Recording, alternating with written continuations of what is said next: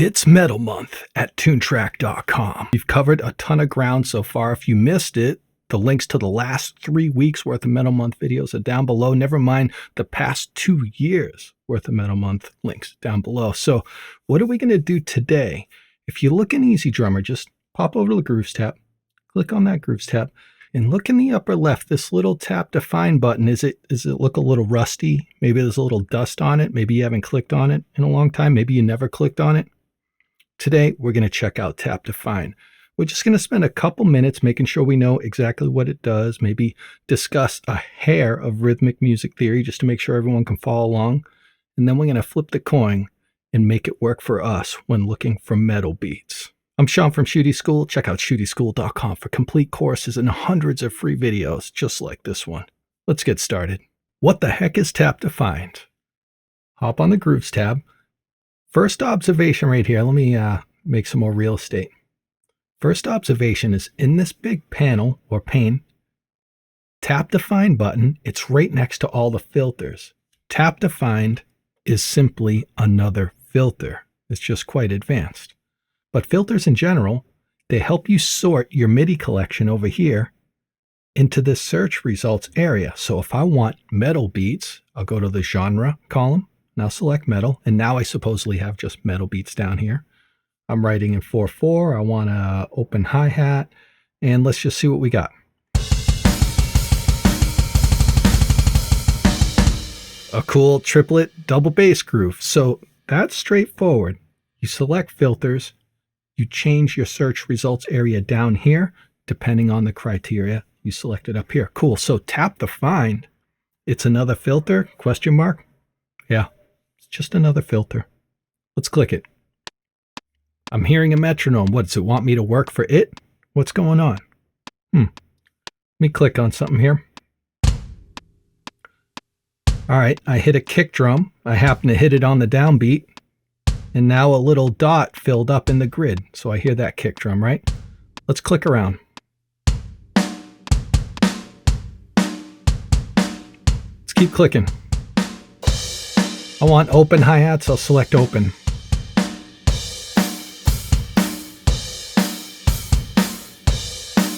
All right, I'm gonna hit this play button.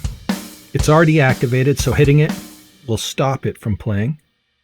And what I did was I just tapped out a beat with this drum kit and with the mouse. So now I see this little grid down here, which is a lot of people fear grids, you know. This video is definitely catered towards, the average musician who's not playing drums or the average musician who is avoiding piano rolls. We're just going to learn a tiny bit today. Come with me. Don't be in denial. This is going to be super easy today, okay? And this is going to just take you to the next level, or at least give you some awareness that you will appreciate. I tap that beat out. You might not be as good as me. You could slow down the tempo temporarily if you want to tap to a slower tempo, as you can see. So Tap2Find's real handy by giving you this tempo knob. You can slow it down so you can tap out accurately with your mouse. So I have this beat, all these dots filled up the grid. You don't have to understand that. We're using our ears. We hear the beat and we see the grid fill up. Now let's hit search because this is supposedly just a filter on the Grooves tab. Let's hit search. If we notice under Tap2Find, this little MIDI drop zone type thing, it's now filled up. So if I hit play, there's the beat I tapped out. It's right there. You know what? You can even use that as a beat if you like it. Just drag it down to your song track, but that's not why we're here today. I'll hit undo. You can also clear it and start over by hitting this X button. That's not what we're doing though. Tap2Find is just another filter. We created a beat. That beat is the filter. And if we look down here in this filter string, we have a straight filter, which is selected by default because I guess that's what Tap2Find sensed from the beat I clicked. But next to it, we have a Tap2Find filter. So under the filter area and the search results area, we're only seeing straight beats because the straight filter is selected. And we're seeing these beats that have the same attributes as the beat we tapped. That's why Tap2Find is just a filter. But boy, is it an insanely detailed filter, an advanced filter. It's fantastic. Let's see if there's proof in the pudding. Here's my Tap2Find beat. Let's hear this supposed 100% match. Yeah. Let's hear this one.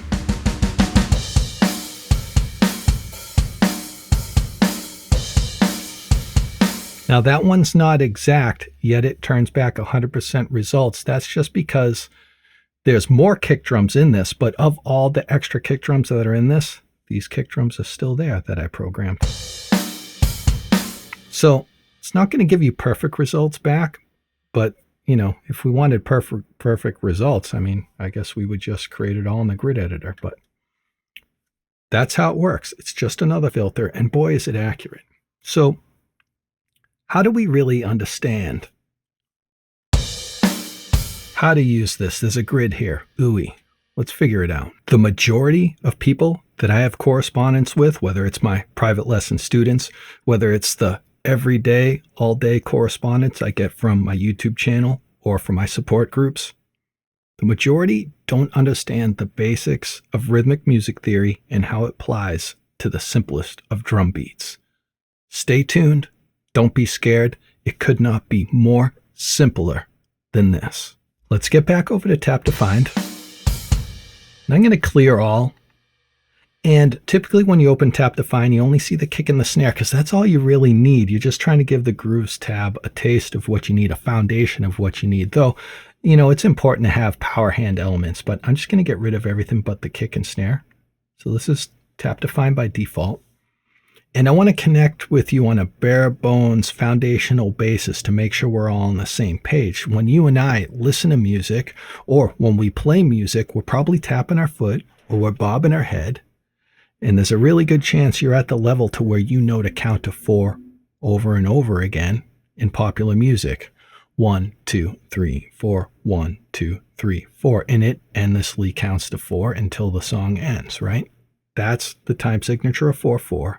And in grid editors, that is the resolution of a quarter note. So if we look over here at the resolution menu and we go from eighth note to quarter note, things get a lot simpler, and that's okay. You're going to dig this tutorial if you've never thought like this before. Now we see 4 boxes, and we count up to 4 in traditional music, in popular music, I mean. 1, 2, 3, 4. So let's put a kick drum on beat 1. You simply go to the kick lane and click on it. Now we have a kick there. That is the traditional downbeat. People say downbeats, and it could mean one of two things, in my opinion. So I say traditional downbeat is beat 1 in a measure. Now I want a backbeat snare. Don't worry, this is going to go by quick, real simple. I want a backbeat snare, and I'm telling you this terminology because some days we're going to get out of our bunkers and get out of our caves and not secretly write music on our own, and we're actually going to communicate with other human beings, producers, or collaborate with other musicians. And if we speak like this, we move much faster and we get a good vibe going. It's a beautiful thing. So we're going to make a backbeat snare. That means the snare's on beat 2 and on beat 4. So here we go. 1, 2, 3, 4. Let's hear it. Also extremely obvious and popular in popular music is you also add a kick on the 3. So we have a kick on the traditional downbeat, which is 1 right now, but let's add 1 to beat 3. And look, we have this real like symmetrical looking pattern. You've been hearing this beat your whole life. I don't care how old. There's no one old enough to have not have heard this beat. Everyone's heard this beat their entire life. Okay? Now, I'm not going to come into Tap2Find and tap this out because the majority of MIDI that comes with your product will come back as a result. I'm just trying to lay out those blocks, this grid, in quarter notes so you can relate, you tapping your foot or bobbing your head and counting to 4 and understanding where to place a backbeat-based beat. Kicks on the 1 and the 3, and the actual backbeats on the snare on the 2 and the 4. And if you take anything from this video, if you've never thought like this before, take that. Just that, and remember that, and don't forget it. The kick's on the 1 and the 3, and the snare's on the 2 and the 4. And then you can actually communicate with drummers and understand where they're playing when they're playing, because a lot of them are playing this, okay? So where do we go from here? Well, in order to start playing some more complicated or progressive metal, we got to get out of quarter notes. but I want to acknowledge where the backbeat-based beat lands on quarter notes. They land on 1, 2, 3, and 4. Kick on 1 and 3, snare on 2 and 4. But let's grab this resolution menu and don't get intimidated, because when people start seeing a bunch of blocks, it looks like an Excel spreadsheet from Microsoft, and they go, this is musical? I'm done with this. That's why I'm trying to encourage you, okay? Let's move this up to eighth notes. This is the same exact beat, but we see more boxes. So we're not extending the time of the measure. We're not hearing a longer duration. We're just expanding the resolution so we can color in more notes. As we can hear, it's the same exact beat. And notice where these grids are highlighted. You can kind of see it, especially this one. This one's a little brighter than this one. So that's saying, hey, the quarter note's over here. So it's 1, 2, 3, 4. That's a brighter line than this. This is a brighter or thicker line than this. That's a brighter line. So it's easy to see where those quarter notes are. So you can still throw your kick on the 1 and 3 and the snare on the 2 and the 4 easily and quickly, regardless of what resolution it's at. See how bright that line is compared to these? So it's a good way to see the grid and not feel intimidated just to find where the quarter notes are, because that's where you bob your head, supposedly. So now what do we do? All right. Now I want to show you some patterns. Whether you care about the counting or whether you care about the numbers, you can still see patterns and go, that's what I want. I'm going to go color it in Tap2Find. If you couldn't tell yet, I actually don't tap in Tap2Find. It's actually really cool and really fun for people who don't do drums, so definitely use Tap2Find for that. But me as a person who's just been in a piano roll or grid editor for decades, I already know what I want in my head, and I already know what it visually looks like, and I'm trying to share that with you. Just visually recognize stuff from a distance. You can fly over to Tap2Find and just start clicking stuff out. And as you gain more experience with this, man, you're going to start flying, okay? So what can I do here? Let me clear all. Instead of the snare being on the 2 and the 4, which is a backbeat, let's put it on the 1. And let's also put it on every quarter note. So 1, remember we're in eighth notes, so we want these thicker lines. 1, 2, 3, 4. Let's hear that. Right? Now let's throw some kicks down, but we're not going to throw it on the 1 and the 3. We're not doing backbeat-based beats. We're doing some metal here, maybe some thrash or something. Let's put the kick drum in between. Like I said, if you're not interested in the theory, just look at that pattern. That's an easy pattern to recognize, to remember. Right? Now let's hit the search button. I'm going to enable original tempo, because this is typically a beat that's probably heard much faster than this, unless you're doing some real stompy thing. And now EZDrummer 3 by default, it comes with a bunch of good metal MIDI, but I have a huge collection because I own a bunch of different Toontrack products. I'm going to leave that enabled because when you do real particular beats, you're going to want a little bit of extra MIDI in your collection. Toontrack has a ton to offer. But here's my Tap2Find filter that I just created. Let's see if it rings true. Heck yeah, I don't even have the metal filter selected yet. And this came back as a pretty good, metal beat. That's heavy. And the power hands on the simple, that's crushing. Let me select the metal filter, and we're going to add this metal filter to my Tap2Find filter. Oh yeah, definitely different results.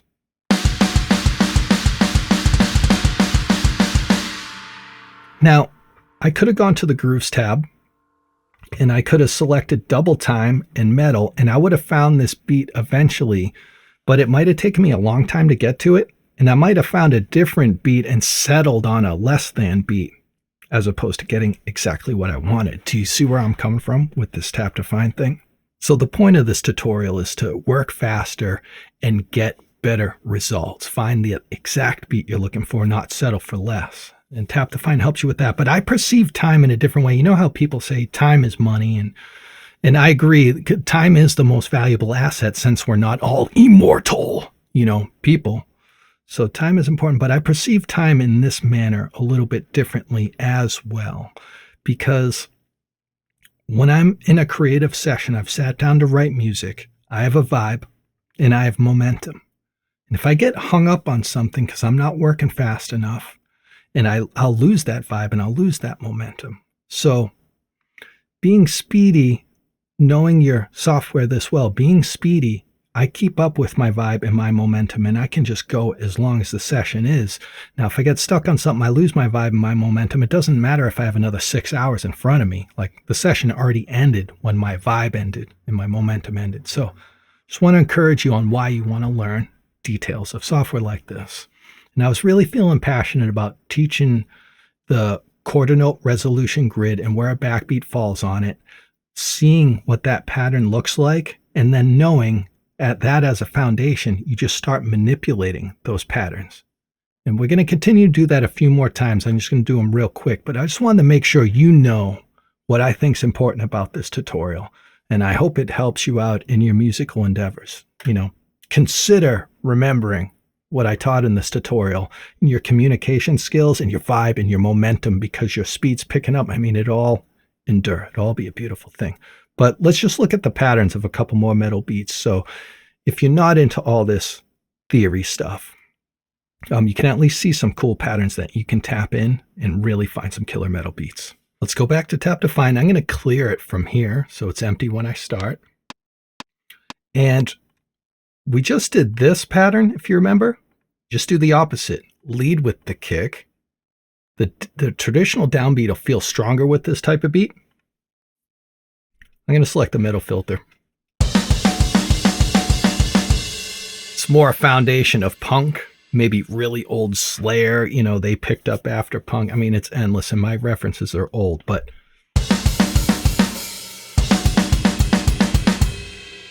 who doesn't use that, especially super fast too? Original tempo selected, all right?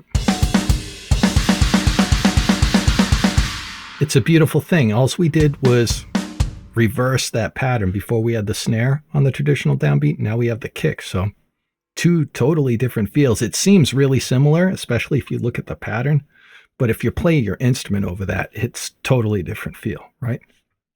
Check this out. I'm going to clear it. I'm going to move the resolution up to 16 notes. Have no fear, because it's going to start looking like that Microsoft Excel document. Have no fear, because remember, these big thick lines are keeping us focused on where we bob our head and where that quarter note is. So let's just get the snare on the 2 and the 4. 1, 2, 3, 4. And now that we're on 16 notes, you know, if you're a guitarist, you know, when you're playing 16 notes, you probably alternate picking like this, but you're not bobbing your head that fast. You're going, those are 16 notes. Or on a bass, you know, your fingers are moving this fast while your head's bobbing this slow. All right, those are 16 notes. And I'll just click and drag across the kick drum. I'll hit search. You know, when someone's interested in metal and they first start writing, and they first get a hold of the drum machine, this is the first thing they go for. And it's the best, most classic thing. Just roll that 16th note double kick. It's a beautiful thing. That's how you do that. But let me go back to Tap2Find. For more syncopated or progressive metal players, one cool trick you can do, this is kind of like a side quest, is I'm just going to look at this 16th note kick that we put in here. And without even thinking musically, I'm just looking at a graph or a chart. I'm just going to take a couple out like this. And just let's hit search. I'm not even going to listen to it. Let's hit search. Now, notice our matching results don't say 100% anymore. I don't know if we talked about it before, but a lot of our matching results said 100%. Now it just says starts at 81. So it's not matching well. I'm going to click on metal too. It's not matching well, but it's matching good enough. Now, that kick pattern at least gave the Grooves tab a vibe of what I want. It's not going to bring back exactly what I clicked here. We'll hear it. It's actually a pretty good beat. Actually, I like it. But it's not going to give me back 100% of those kick drums, but it kind of understands I want syncopation on the kick drum. So let's see what happens.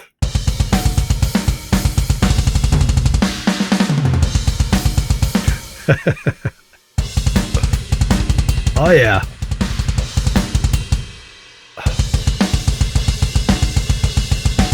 That's just rolling kicks.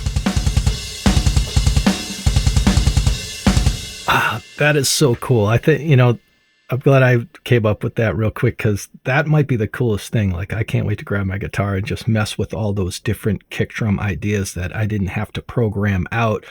How the heck are you going to tell EZDrummer that's what you're looking for with filters? You know, that was really cool. Let me close this out. Even though we have a blast beat filter right here, just so you death metal guys know, and if you don't know theory well, stay on 16th notes, but don't draw the kick in, draw the snare in.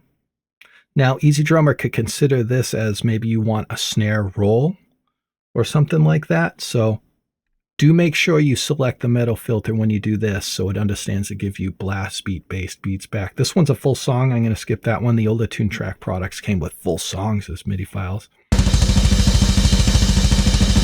Sounds like death metal. And actually, this makes a good point. Here's some extra credit right here. There's a lot of different definitions in blast beats. I'm not going to speak any of them because there's some experts out there that'll correct me. But I'm just going to speak generically. Here's a more of a straight blast beat with the kick going right under it. It feels more solid when you're playing it, like your pick will connect more, is a way I imagine it.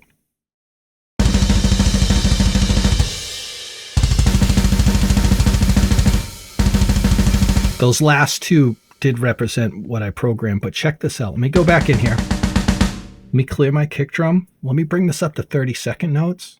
And look, let me draw the kicks in between. This is a more sloppy, loose, nasty grindcore. I mean, all of our definitions of subgenres of metal all change as the years go by. Me being late 90s, mid 2000s, this is more of a grindcore beat. Let's see if this sounds a little more chaotic. That's definitely grindcore. At least my era of it. And lastly, let's go back to the double kick. Just going off the top of my head. I'm going to bring this back to 16s. Let me draw the kick down. What's popular? Here's the backbeat, bass beat. What's really popular is maybe this will be your verse. It's more of a groove with double kick. But when you hit your pre-chorus, you get that snare on the traditional downbeat like this. Bam. And then you put it here on all the quarter notes. It's a great way to still keep that same vibe with the kicks, but that snare really starts pushing the music, leads you up into the chorus. Definitely. I'll hit search. Metal. I'm Sean from Shootie School. Check out ShootieSchool.com for complete courses and hundreds of free videos just like this one. I've got a Facebook and a Discord support group. The links are in the description. Toontrack, thank you so much for letting me participate in this year's Metal Month. So psyched. You guys rock on. Pick up your software at Toontrack.com. Learn how to use it at ShootieSchool.com.